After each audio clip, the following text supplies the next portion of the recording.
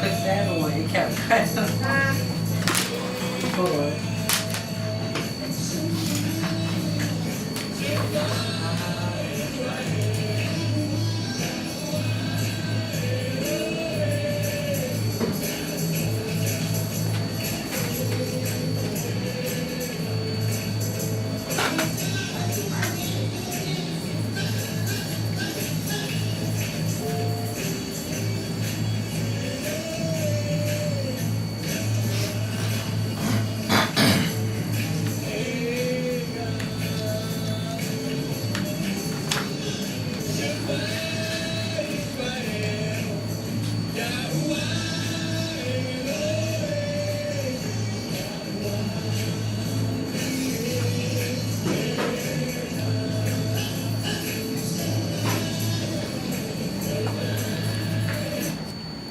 Shalom, shalom, Yisrael, Yehonathan. Shalom, shalom, shalom, Yisrael, Yehonathan Dawid. We hear Yahweh for Christians on the famous 1590 AM WFBR on what they call, what is this? They call the 14th of November, 2021. Shalom Elohim, peace be on you. So we are rolling right along, Yisrael, to it's unbelievable. I seem like I just started these Torah portions. This is number 52. We only have two left. This is Wayeilech. Then he went out. And last week on Nitzavim, one standing, we talked about obedience and disobedience having natural outcomes, because many people, even our experienced ones among us, get it twisted in thinking that Yahweh is indeed like a mighty one who keeps score. You know, he's keeping track of everything we do, like Santa Claus keeping a list of who's naughty, who's nice. But the fact is, yes, he is aware of everything even before we do it. But what we are not understanding is that the barakah and the tokakah, the blessings and the curses, are not something that happens when Yahweh says, okay, you did this, now I'm going to do that. That's not what's going on. What happens is that these things are natural outcomes of actions. It's no different if you have two children.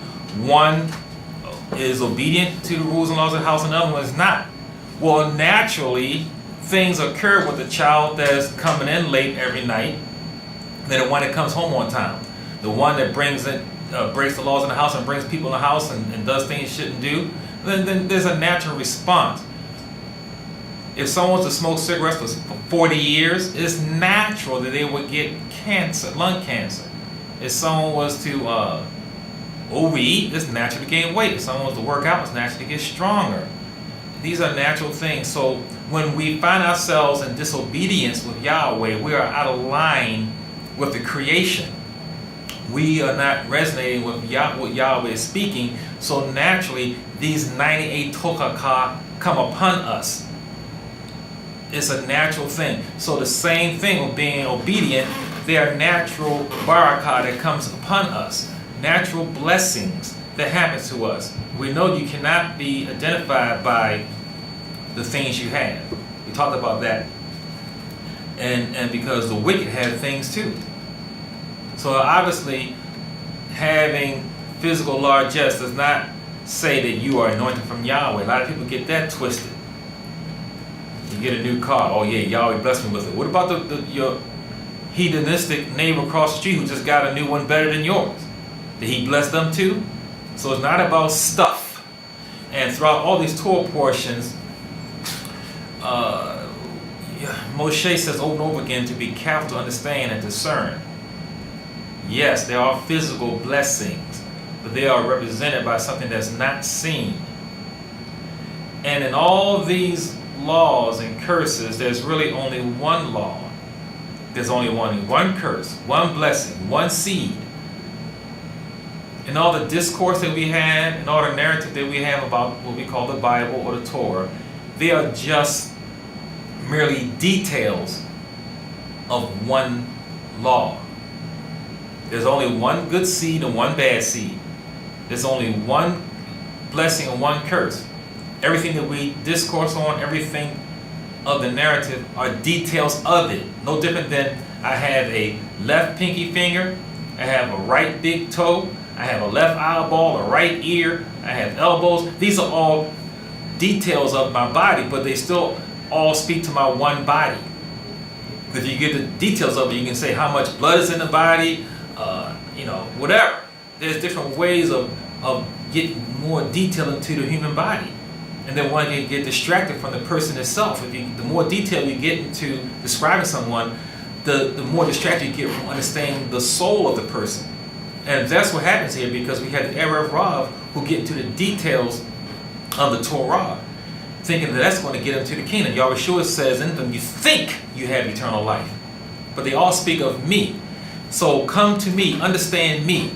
Stop getting lost into the details. We also talked about last week in this Vavim how that we are our brother's keeper. We are about to enter into the promised land. We're about to go into the promised land, and we need to be together in keeping the covenant that we said we would keep when we were outside of the promised land. And we need to all help one another out. We are our brothers, unlike what Cain said about his brother.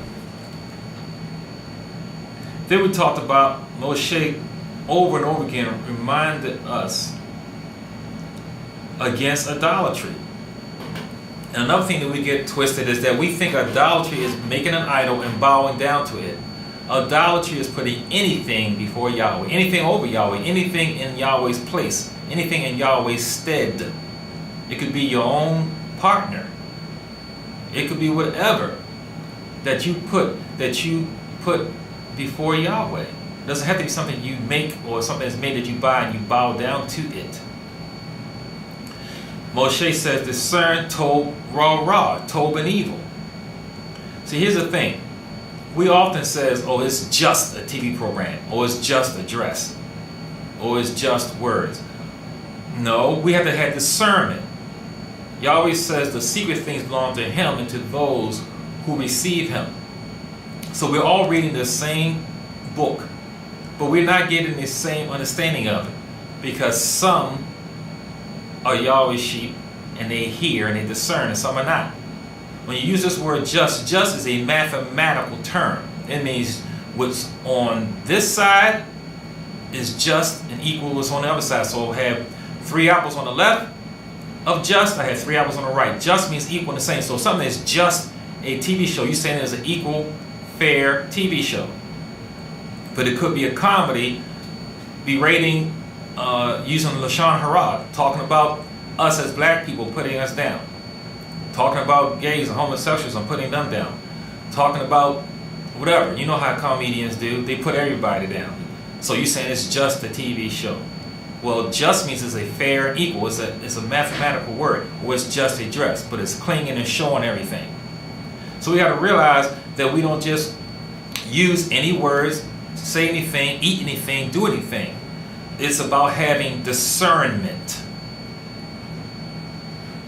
Moshe says, when other nations see how we relate with our Creator, of our Mighty One, and he emphasized your Mighty One over and over again. You're making it personal.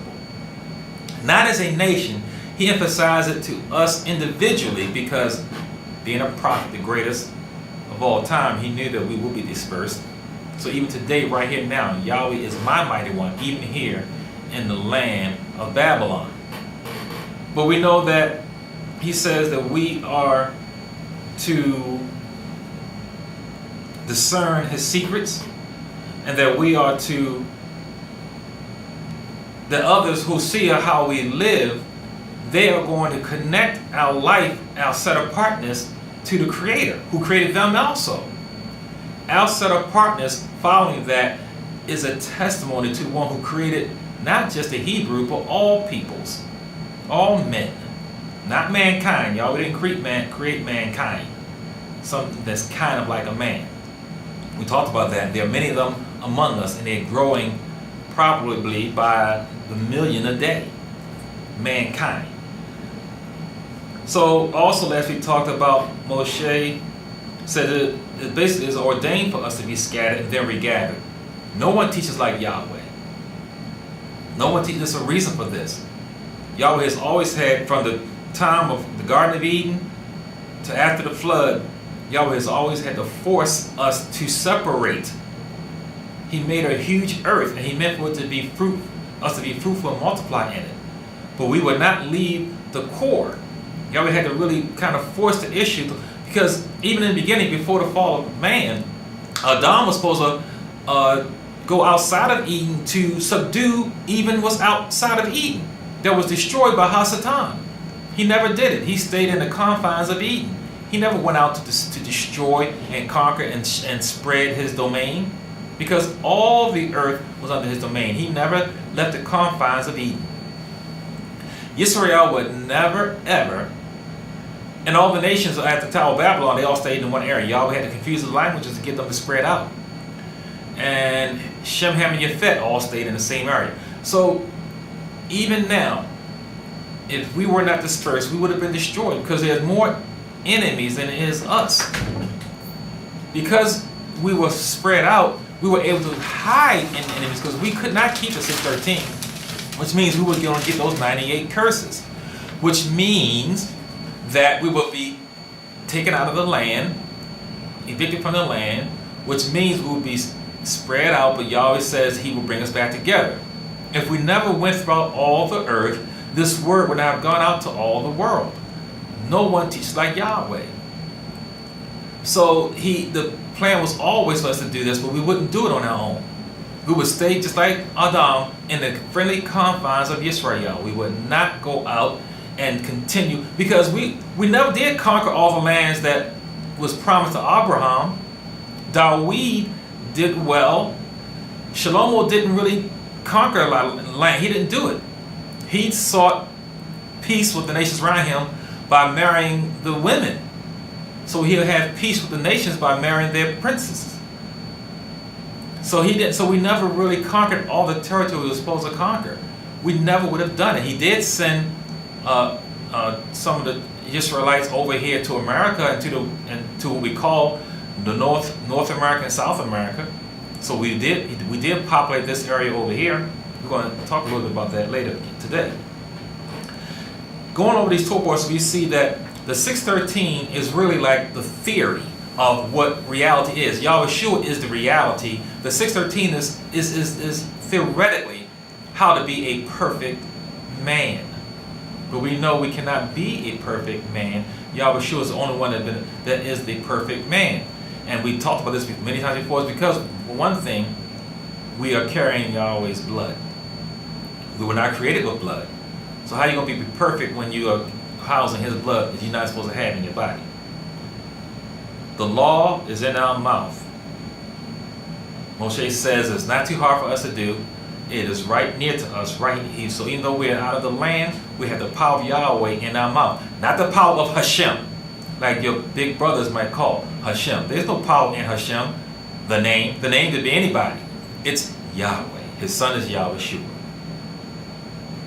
And then in chapter 20 of Deuteronomy, in verse 20, chapter 30, verse 20, Moshe says, cling to Yahweh. And again, that's a prophetic statement, because clinging to Yahweh means you're clinging to eternity. Yahweh always has existed and always will exist. So if you cling to Him, you are clinging to eternity. How about this Torah portion? We're going to learn that the law is to be read every 7 years. We know that 7 years, Jubilee year, and then the 7 times 7 is 49, and the 50th year is a grand Jubilee. This is important because this marks time. It gives us something to look forward to for the coming of the Mashiach and the millennial kingdom, which is going to occur at the Jubilee time. Jubilee is important. This is why we really should be trying to track down and get back to understanding time, because it really lets us know, gives us a more accurate pinpoint precision of when HaMashiach is going to return. Right now, based on my calculations, next year will be a Jubilee year. Now, whether it is the 50th year or the 7th, one of the 7 cycles of the 50th year, I don't have quite pinned down. But be it as it may, time is short, Yisrael. Time is short.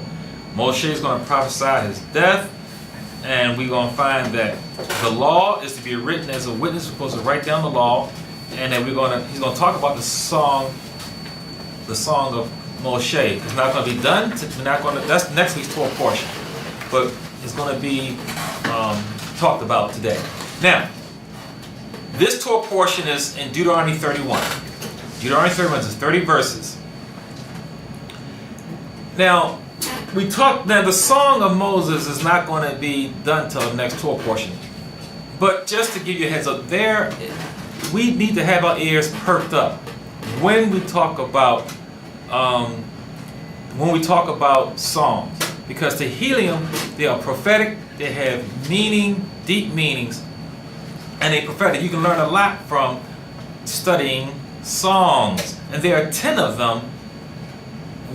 There are 10 of them. So let me just briefly go through it. The first one is Mizmor Shir Leon, and that is a Sabbath day song sung by Adam after the creation was completed. You can find that in Psalm 92.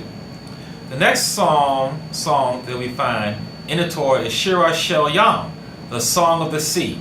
And we read this one already. This song was sung by the Hebrews after the drowning of the Egyptian army in the Sea of Reeds. You find it in Exodus 14:30 to 15:19. And then the next song is Shira HaBaer. This is the song of the well. We read this one too. This song was sung as a result of the miracle that Yah created to save the Hebrews from being ambushed by the Amorites, hiding in the two mountain ranges. And then pieces of their corpse were spewed out of the well. This is in Numbers 21:16 to 18. All of these songs have prophetic meaning deeper than this. I'm just going to briefly list them, but they have meaning that is important for us today. Then the fourth song is one we're going to do next week, Ha'azinu, and this is to give ear. This is, we the Hebrew people are to actively listen to the words given to us by Moshe, so that we can discern the words of the song. This song was sung by Moshe before his death. It was sung for assurance and included warnings, instructions, hope, and reaffirmation of Yahweh's care and love for us as Hebrews.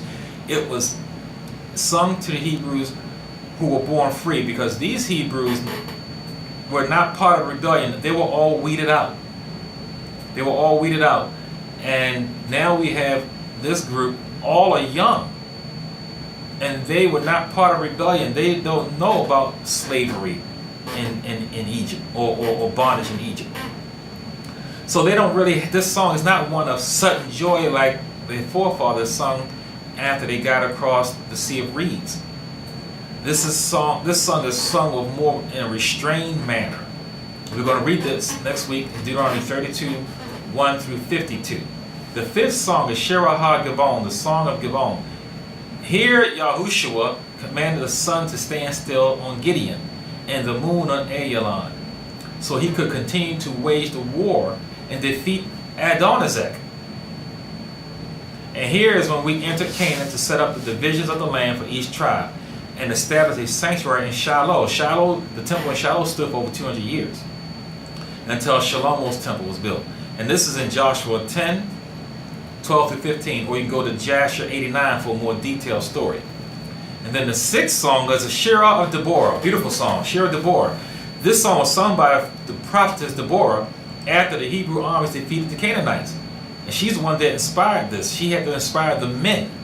Deborah also sings about Yael, the wife of Heber, who used a spike and hammer to drive through the head of Sisera, the Canaanite king. So she killed him. You can read this in Judges 4 through 5:31. Beautiful. These two, this is the women showing power and might and usurping some authority here for the word, the life of Yah. Then next, another beautiful one, Shira of Hannah. Now she is the mother of the prophet Samuel. This song calls attention to the humiliation and misery of her barrenness. She confided her pain to Yahweh, and then she conceived. You can find this in 1 Samuel 2, 1 through 10. Shemuel, one of the most important characters in all the book. This is the one who anointed Dawid.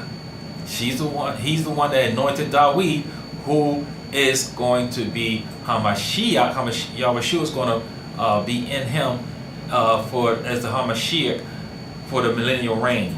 Then the ninth song is Shira of Dawid. Here Dawid recounts his desperate state of survival. He sings praises to Yahweh for deliverance. This is in 2 Samuel 22. Also in Psalm 18.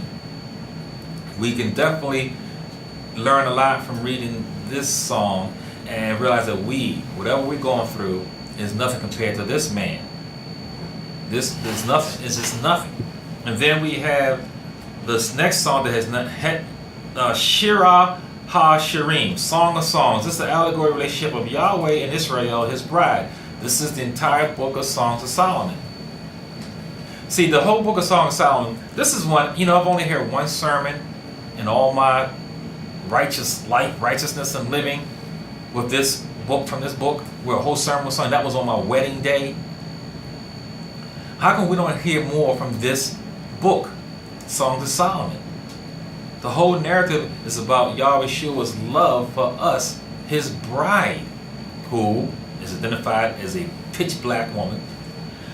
So this is called the Song of Songs, Shira ha-Shirim. And then the 10th song is yet to be sung.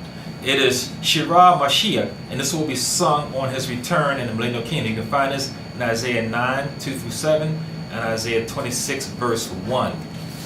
So this is a brief, and each one of these, we can do a whole segment here on each of these songs. That'll be 10 weeks right there.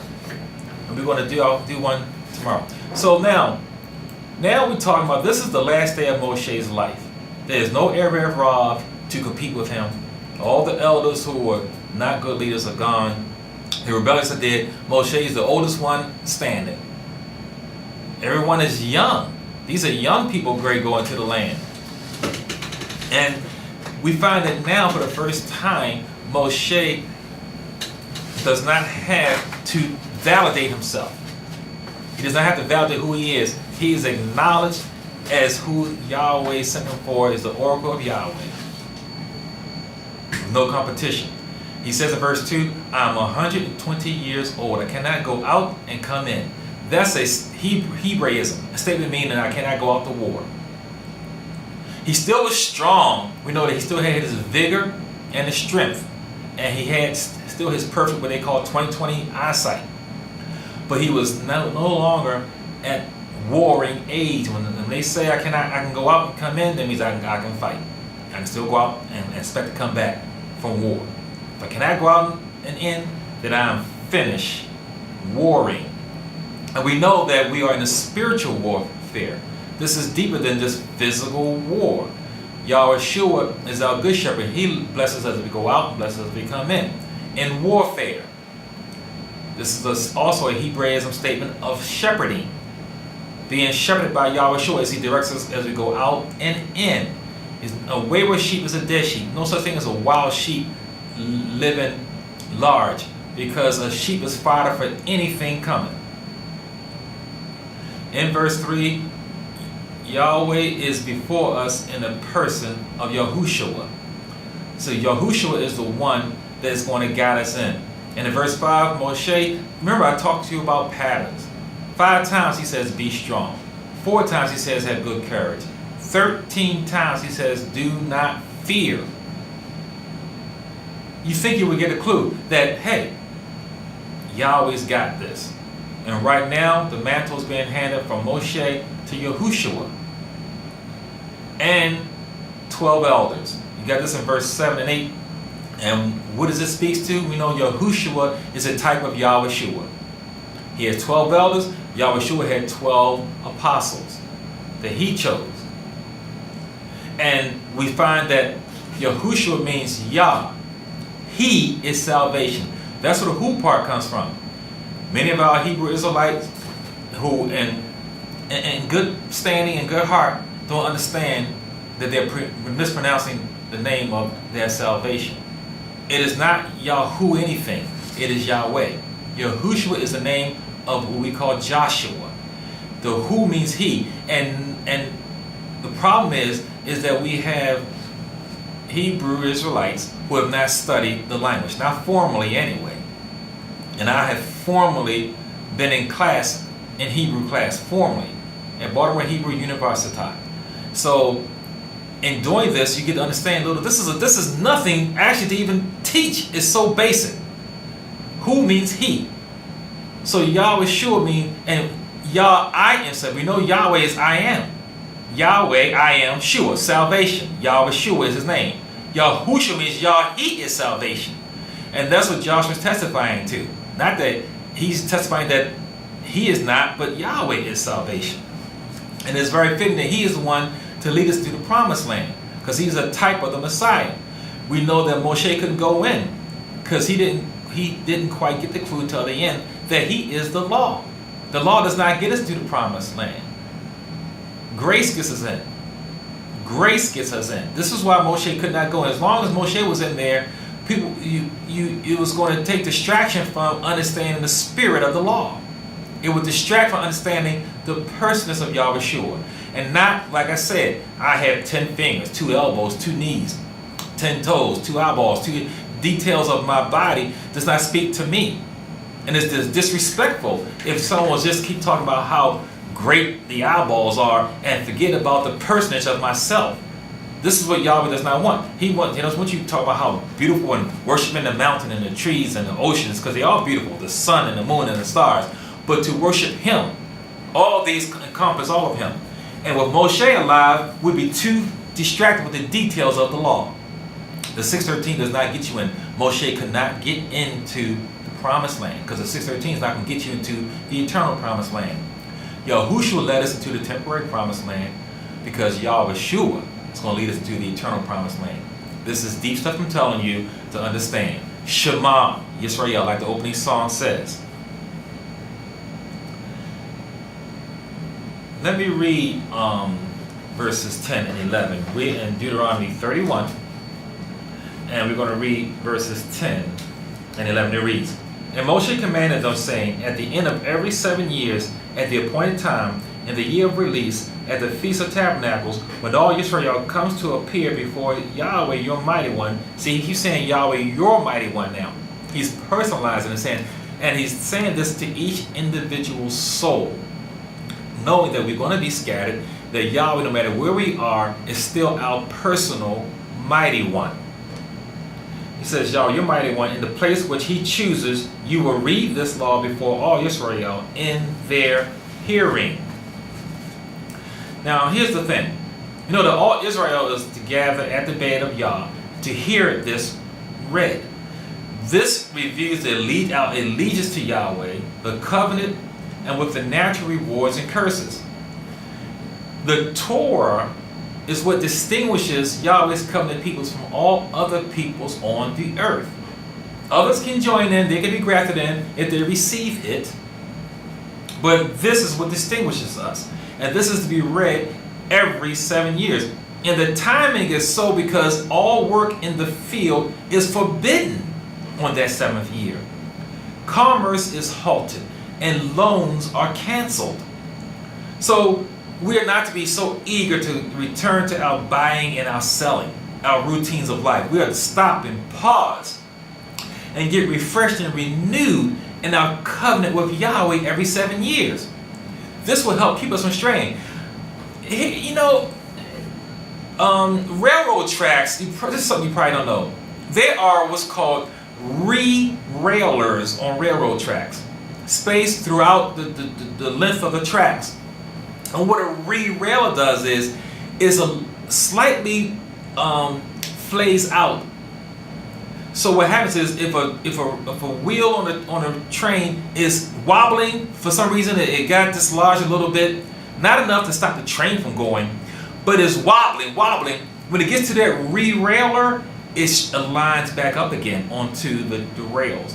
So re-railers are very important. They're spaced throughout the tracks, and they help keep the wheels aligned. They might get some kind of debris or some blockage maybe on the rails and dislodging some of the wheels. Not enough to stop the train, but the train will be rattling and rattling until it gets to that re-railer. Well, this is what reading the commandments every 7 years does. get us back in line, back on track. We have not totally forsaken Yahweh. We've not gone away, but it gets us back in line, back on track. Stop, halt our daily life of buying and selling and giving out loans and making interest and gaining and live in faith on that 7th year and read and get in tune to whom the one we say we love, to get back in track with him. And this is why, again, I say the Jubilee year is so important. And it's something we need to study more. And I don't have enough knowledge right now to really give you in-depth study on this. Because that is going to be the year of our release. And that is going to usher in the millennial kingdom and in the millennial kingdom. Because on that last great day is when there will be time no more. When sin will be eradicated forever and earth and heaven will be one. So what we're learning now today speaks to our eternal future. I'm not giving you archaic knowledge that doesn't fit you today. It fits us this day. We need to be constantly looking for Yahweh's face. He says, seek my face. We need to be discerning of the times. We need to discern these times because our bridegroom is indeed coming. Yahweh keeps his word. He said he's coming. We need to look for him. You're not going to just haphazardly and lazily, blindly find Yahweh. Look for him actively. Verses 12 and 13 says that we are all commanded. This is a hakel. When there's a commandment for all of us, this is a hakel. We are to be attentive to the shiur. And I'm giving the shiur now. Shiur is a TORAH study lesson. This is a shiur. Pay attention to it carefully because it speaks to the last days when we all head to Zion. When anyone who wants truth is going to have to head to Zion. So what Moshe is laying down now speaks beyond Yisrael, who was sitting in the land of the giants that they just conquered and on the cusp of going across the Jordan, to enter into the promised land. This is a type then of what's going to happen in the future. And we're going to be talking about that when we talk about Daniel and Revelations. In verses 14 to 16, Moshe reminds them that he is going to have to die. And Yahushua, this is when he gets formally inaugurated at the 10th meeting before Yahweh. Then Yahweh tells Moshe and Yahushua that the people will play idolatry when he goes. This is no different than us. You know, do you ever see a child who mom is in the kitchen with them, she's doing cooking, and the child is sitting in a chair, and the child is going to, while mom is right there looking at him, he's going to try to sneak and get the cookies from the cookie jar that mom says he can't have till after dinner. Now, mom goes upstairs, says, okay, I'm going to go take a shower, and you sit there and wait for me, eat your dinner, and then after you have cookies, then the child will try to steal the cookies, because mom is not there. In the classroom, the children act out and throw spitballs and airplanes while the teacher's away. When the teacher's there looking at them, they're not going to do it. You're going to work speeding, going 70 miles an hour in a 50-mile-an-hour zone. With the police officer driving next to you, you're going 50 miles an hour because the police officer is right there. You're not going to do 70 when the police officer is right next to you. So this is the same thing. As long as Moshe was there, Israel was going to keep things close to the vest, obedient to the T. But it's when he died, and actually after Yahushua dies, that we started going astray. But if we kept to this Torah, reading it every 7 years, we've been re-railed back on track. We got re-railed back in line. If we just follow the words of Yah, it would keep us from falling no matter who the leader was. And we didn't do that. And the last time we had a leader on Israel as a unit, a unified leader, was Shlomo. We have not had a unified leader since then. Hezekiah came close. He did try. He did well. He couldn't get us back together. But the last one was Shlomo. Let's read verses 17 and 18 of chapter 31. Then my anger will be aroused against them in that day, and I will forsake them, and I will hide my face from them, and they will be devoured, and many evils and troubles will fall on them, so that they will say in that day, have not these evils come upon us because of our mighty one is not among us? and I will surely hide my face in that day, and all the evil which they have done, in that they have turned to other mighty ones. Instead of their mighty one, they turn to other mighty ones. Now I want to talk about this. He always says, I'm going to hide my face. Because this is the first 5 seals. This is the time of the first 5 seals, which we are still in to this day. Because you remember, I said many times, we're now waiting for the 6th seal earthquake before this thing finally kicks off in the post-COVID era. Because the first 5 seals occurred during this time of the 98 TORAH. They've already happened. If you're studying Daniel Revelations and you're looking for 5 seals and 7 seals and 7 trumpets and then 7 bowls, you are miseducated and you're not studying aright. Because our time as I speak now starts from the 6th seal. The 5 seals happen after Yahweh hid his face, which he hid his face after he finally rejected his son, and the veil was ripped from top to bottom after the resurrection of his son. Let me give a brief synopsis, just briefly. I might go in detail when we do Daniel Revelations, of what I'm talking about these plagues that have come upon us as Hebrew Israelites over the past 2,000 plus years. They all started with the eviction of us from the land of Israel. Then you had the Spanish Inquisition, which you have been mistaught, has nothing to do with anyone else but Hebrews, who were the victims of the Spanish Inquisition. The Spanish Inquisition, I can take at least a whole month giving teachings on that. Then you had this transatlantic slave trade that comes out from the Spanish Inquisition, and then from there you have all kinds of pandemics that change the course of history. This speaks to the first 5 seals. And we're still hurting over the transatlantic slave trade. We're in 400 plus years of slavery today as I speak. Let's do some more of the details of this, quote unquote, when Yahweh says, I'm going to hide my face. While Yahweh is hiding his face, in 1350 you had the Black Death. The Black Death resulted in the death of 1/3 of the world's population from the bubonic plague, which started in Asia.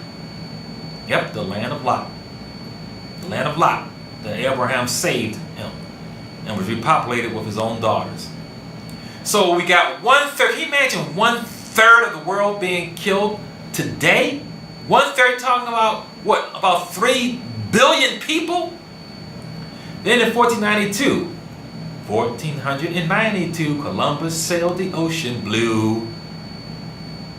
Blue-eyed sailing the blue. And to this day, we are getting the blues. In 1492, when he landed in what they called, and they renamed it, of course, Hispaniola, that island, there he bringing in smallpox and measles and then bubonic plague ravaged the Western world, killing 90% of the indigenous souls. Remember, Shlomo already sent us over to what we call the Western world. Canada, America, Mexico, all the way down, the whole North America and South America, all of it. 90% killed by something unseen coming out of the mouths of the peoples from Europe and the Eastern and the world, they call it the Western world too, brought it over here, killing 90% of the peoples. When he landed in Hispaniola, 60,000 people went down to 500 people in less than 50 years. In 1520, one of the most powerful empires in the history of the world, the Aztec Empire, was destroyed because of smallpox and measles and rubella. These things that comes out of the mouths of those who's enslaving Yahweh's people. 56 million Native Americans died from this alone. This massive death caused so much changes in the world. You had vegetation growing back that wasn't there before because you had people living there who harvested the land. This caused a global chilling. The Western world got colder because of the killing of the peoples. Can you believe that? They changed the climate by killing so many of Yahweh's melanin-rich peoples. In 1665 through 1666, 1 year, the Great Plague of London killed 20% of the population. In 1817, the first cholera pandemic, there was 7 of them, over a period of 150 years, went from Russia, killing 1 million, and then millions more in India, Spain, Africa, Indonesia, China, Japan, Italy, Germany, America. In 1855, the third plague pandemic started in China, then to India and Hong Kong. The bubonic plague killed over 15 million souls. This is all during the time of Yahweh hiding his face now, remember. All because of us not wanting to obey Yahweh, not wanting to do Shema, as the song started out today. Something that small is a natural outcome that you're going to have these things happen to us. 1875, Fiji measles pandemic, killing a third of the population. I want you to think about these numbers. You're talking about 90%. Baltimore has like 600,000 people. You're talking about having less than 100,000 people after one of these plagues. A third would be 200,000. I mean, you're talking about numbers that are mind-boggling. Mind-boggling. In 1889, you get the Russia flu, started in Siberia, went all the way through all of Europe, and all the way into America. 360,000 died. 1918, the Spanish flu, 50 million deaths. 1918, the Spanish flu, 50 million. What are there? How many million is there in Maryland? 5 million, maybe? Maybe 6 million? 5 million, maybe? So you're talking about Maryland, every last soul in Maryland dying 5 times. 5 times over. No, 10 times. I'm sorry, 10 times over. If there's 5 million souls in Maryland, I'm not quite sure, it could be 6 million, but there's 5 million. Every last soul in Maryland dying 10 times over from the Spanish flu. 1957, Asian flu started in Hong Kong, about 1.5 million deaths. 1981, they created the AIDS virus, which started in Africa. Well, it could have started in America, but they say now they think it started in Africa. The first one, if it did start in Africa, the first one to do so, because all the other ones started in melanin-poor rich nations. 35 million dead to date. Well, as of last year. So it was more than 35 million now. Then they created SARS in 2003, which started in China. You see there's a common thread here. And then, of course, they invented the COVID in 2019, which went through 114 countries in 3 months. Because of technology, we were able to get it around quicker, but 114 countries in 3 months, which the first case was in China, November 17, 2019. So now, as of the end of last year, 75 million people have been infected, with 1.6 million deaths, and 500,000 per day are infected worldwide. These are just a brief synopsis of the first 5 seals that comes out of this naturally comes out about our disobedience when Yahweh hid his face. Do you think we need to obey Yahweh? Do you think we need to Shema Yisrael? Do you think we need to realize that when Yahweh knows, he knows what happened. He knows that there is no life outside of him. He says those who hate him love death. The Portuguese and the Spanish, they hated Yahweh. And they hated his people. And they systematically sought to kill us off, and they couldn't. So then they went on and our brothers, the Edomites, and the Ishmaelites, and our cousins, the Hamites, sold us for nothing to them. And they shipped us on off. And they took their germs all around and spread across the whole world, and millions upon millions upon millions of us died, and everybody, and them too. This is all part of it. So I want to caution all those preachers out there and all those prognosticators who are creatures of the moment. Because this 1.5 million that's died from COVID, and even those numbers are jacked up, because you got people dying of hypertension, and they saying it's COVID. But these are real deaths. When we talk about 50 million people dying. That's real deaths from the real flu. Not rigged up numbers to get money. Those are real numbers. And if any of us would have lied back then, we would have thought that Yahweh was coming at that time.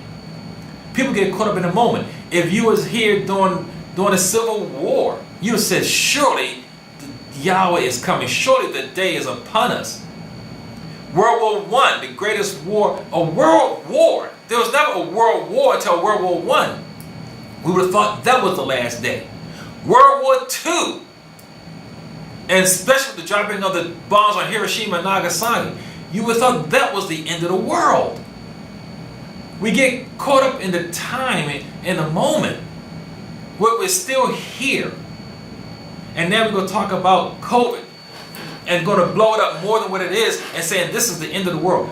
The end of the world comes when you draw your last breath. I told you that. Because what does it matter if he comes tomorrow or 100 years from now or 1,000 years from now? The next thing you will know is either salvation or condemnation.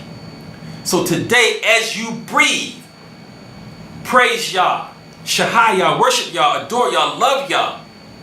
Speak Torah words out of your mouth. Do not curse. Speak blessings. Do not curse. Honor Yah and worship Yah. Shahai Yah. Love Yah. Ohab Yah. Because the next thing coming is going to be that earthquake on this side of the world. In the Western world. There's going to be one more that's going to happen over in Israel. We're going to talk about that. But this is going to open up the graves for the first resurrection. With only the remnant being left. Women, children, and the Levites. Widows. You're learning that here. This is Yonatan Dawid with you here on the famous 1590 WFBR AM. Now, in verse 19, he says, write this Shira. And this is the final commandment of writing the book. This book of Deuteronomy is the 613th commandment that Yahweh gives. That's the final commandment that he gives us. And I'm about finished my writing of it, and us men are commanded to do so. You're commanded to do so. That's one of the commandments. And you should, because you're going to learn so much more when your hand writes all the law and the words of this book. You're going to learn so much. You're going to be more intimate with Yahweh Shua. You're going to understand that they all speak to him. You're going to understand what to do, what not to do. And you understand, I think it's going to circumcise your heart. Not your flesh, but your heart. And have discernment in the obedience of Yahweh Shua. Verse 20, Yahweh says that when we get settled and comfortable in the land, we're going to forget him. And that's what we do. We didn't have trials and tribulations. Would you praise much? If you were living large and doing very well, and your ministry was flourishing and doing well, I mean, you're less likely to fast, less likely to get up in the middle of the night and pray. I mean, we get dull. We're not as sharp because all things are turned around in our favor. And it shouldn't be this way. We should love Yah with all our heart and all our might and all our soul, not forget him because now because our prayers have been answered and things have gone our way. In verse 21, Moshe says this song that we're going to read next week is going to serve as a witness against the evils that we have against Yahweh, and it is not to be forgotten.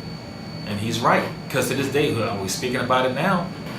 Even though we're here in the land of Babylon, we are speaking about the song of Moshe. Let's read verse 23 of Deuteronomy 31.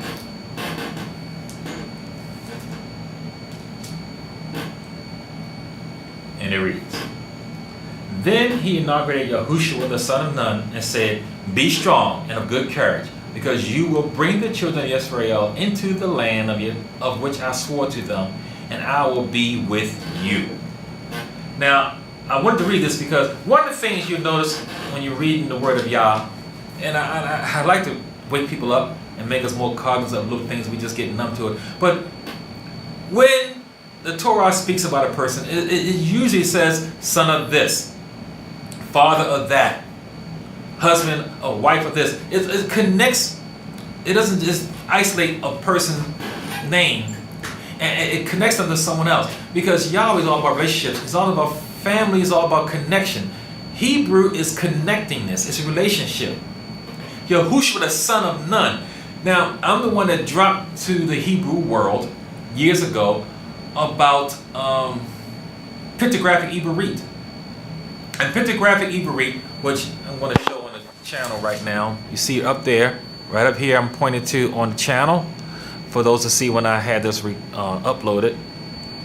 And I dropped this on us because it speaks, it gives you great understanding to what Yahweh is saying when you look at the letters in the original form. Well, the original form is the stars, actually. The stars are the original form, but the original written form of Ibarit is in pictures.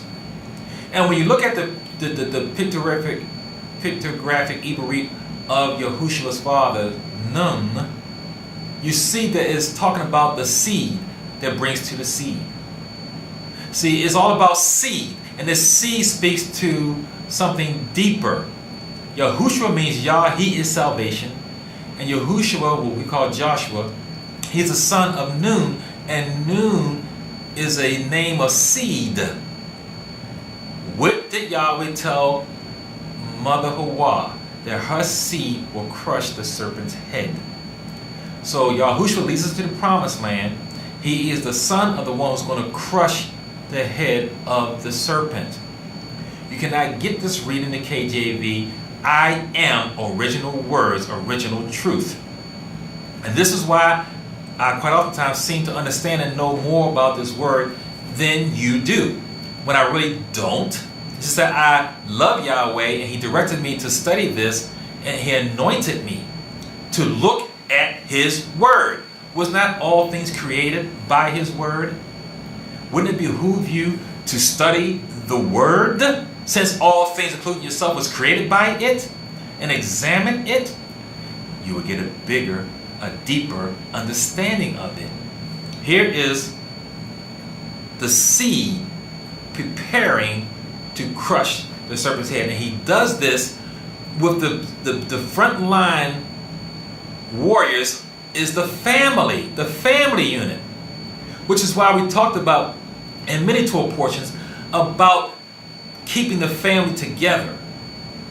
It is important that a family stays together and that they stay in their lane and their roles, clearly identified roles of the man, the women, the children, and the pets. Clearly identified roles, because that family unit is where he comes from to destroy the head of the serpent. The family unit is a hegemony, a bulwark, a citadel against evil. You teach the children right and they walk out of their homes and they live right. And they represent you to others right. And you represent to them Yahweh. The family unit. This is why throughout the Bible, then you're going to notice it more. Whenever they name somebody, usually they don't just give the person's name. They say who they belong to, who they come from, where they come from. And then it's because of Yahweh's heart of relationships. And this is why he has not left us and never will forsake us, because we're his bride. In spite of us playing the harlotry, he still has brought us back to him. In the personness of his son, Yahushua, he has reconciled us to him through his son. He has breached through. He has made a way for us. So Moshe writes this law with his own hand. This is on his last day of life. And it is placed in the Ark of the Covenant, leaning next to what Yahweh wrote with his own hand. The commandments. So Moshe's handwritten law is laid next to Yahweh's law written in stone. And that means it cannot be altered, it cannot be changed, because it's in the most Kodesh place. So nobody can get to that, but the priest goes there once a year. So that means it cannot be added to or taken away from. We can make our own copies. I'm making my own, but it's not like the original one. In verse 29 of chapter 31, and it reads, "Because I know that after my death you will become utterly corrupt and turn aside from the way which I have commanded you. And evil will befall you in the latter days, because you will do evil in the sight of Yahweh to provoke him to anger, through the work of your hands. Now, I underline latter days because this speaks to our time here, which first is talked about in Acts 2:17 when Peter gave the first Besorah message. That began our latter days. At the giving of the cloven tongues of Ruach HaKodesh rested on those souls, and the first, how much time? Okay. And those souls, I have some time here. Let me read some of that. This is the first Besorah message ever. Acts 2:17, and it reads on. And it goes, and it says, okay. And it will come to pass in the last days, says Yahweh, that I will pour out my Ruach on all flesh. Your sons and your daughters will prophesy. Your young men will see visions. Your old men will dream dreams. And my manservants and my maidservants, I will pour out my Ruach in those days. And they will prophesy. I will show wonders in heaven above and signs on the earth beneath. Blood and fire and vapor and smoke. The sun will be turned into darkness, the moon into blood, before the coming of the great and awesome day of Yahweh. And it will come to pass that whoever calls on the name of Yahweh will be saved. It didn't say whoever calls on the name of Hashem, the name of the name. The name of Yahweh. It didn't say the Lord God Jesus Christ, Jehovah, the name of Yahweh. That is who's going to be saved. The first ever Besorah message, right there, and it is alluded to when Yahweh says, when Moshe talks about the latter days. These latter days speaks to our time that we are in right now, on the cusp of the sixth seal earthquake. Next week, Torah portion number 53. Only two left. Ha'azinu, which means listen, and it means listen in the sense of this, in the plurality of it, for all of us to listen. And this is Deuteronomy 32, the whole chapter, verses 1 to 52, going to do the song of Moshe, which is an indictment of our sins, but of the prophecy of our punishment and of the promise of our redemption. So it ends up good, but there's so much richness in this song. And in all the songs that I outlined at the beginning of this Torah portion, all 10 of them, study them, because there's so much this learning and richness and discernment in these prophetic songs. It's not like this dumb, stupid songs we listen to on the radio today, or wherever you listen to your iPod, or what you call the MP3 player and all that kind of stuff, singing about a bunch of nothing. These are songs about your history, about your fall, about your redemption, and about the eternality.